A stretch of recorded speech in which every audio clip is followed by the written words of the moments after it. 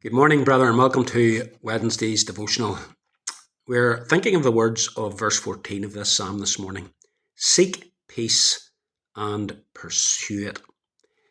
This, of course, is in the more general context when the psalmist says that we are to do good. What does do good involve? Well, it includes seeking peace and pursuing it. And the peace spoken of here is the peace that ought to exist between those who are brothers and sisters in the Lord.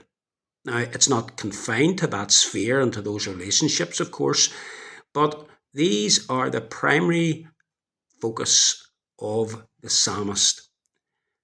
One of the clear teachings of the Bible is that God's people are meant to live in peaceable unity with one another. And where that unity exists, there one experiences God's wonderful blessing. Isn't that what Psalm 133 teaches us? Behold how good a thing it is, and how pleasant for brethren to dwell together in unity. It goes on to say, it is there that the Lord commands his blessing. Time and time again in the New Testament, we find the writers calling God's people to live in harmony and to maintain peace with one another. It's little wonder, therefore, to discover that one of Satan's best used tactics in seeking to ruin or damage the work of a congregation is to do all that he can to encourage ill feeling, resentment, and grudge bearing between members of a congregation, to do his utmost to create division and disunity. This is one of Satan's most effective and most destructive weapons that he has in his arsenal.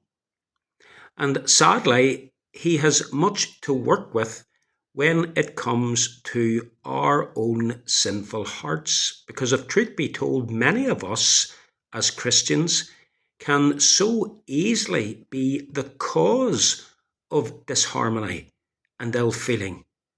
We can do that by the things we say, either in the substance of our words or in the way, in the tone in which we speak those words. Others of us can cause disunity because we are so sensitive and so quick to take offence at what other people say to us. We then feed on and encourage our ill feeling, and we allow that ill feeling to grow and to develop, rather than doing what we should do and seek to stifle it and cut off the oxygen supply so that those feelings quickly die. We can also be either slow to apologise and confess our wrongdoing, or even refuse outrightly to admit that we've done anything wrong, often pushing the blame onto the other party. Alternatively, when someone has offended us, comes and offers an apology, and when they seek forgiveness of us and reconciliation, far too often we can refuse to accept their apology. And even if we do accept it, we can do it grudgingly, with little real desire for our relationship with that individual to be restored. The psalmist says that as God's people, we are to seek peace. We are to pursue it. Both those verbs are strong verbs. They point to making every effort to re-establish a broken peace. You remember that it was our Lord himself who said, "Blessed are the peacemakers." Are you a peacemaker? Or are you a peace breaker?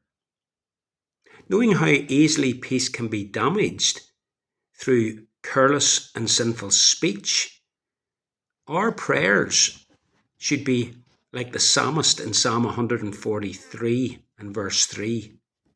Lord, set a watch before my mouth.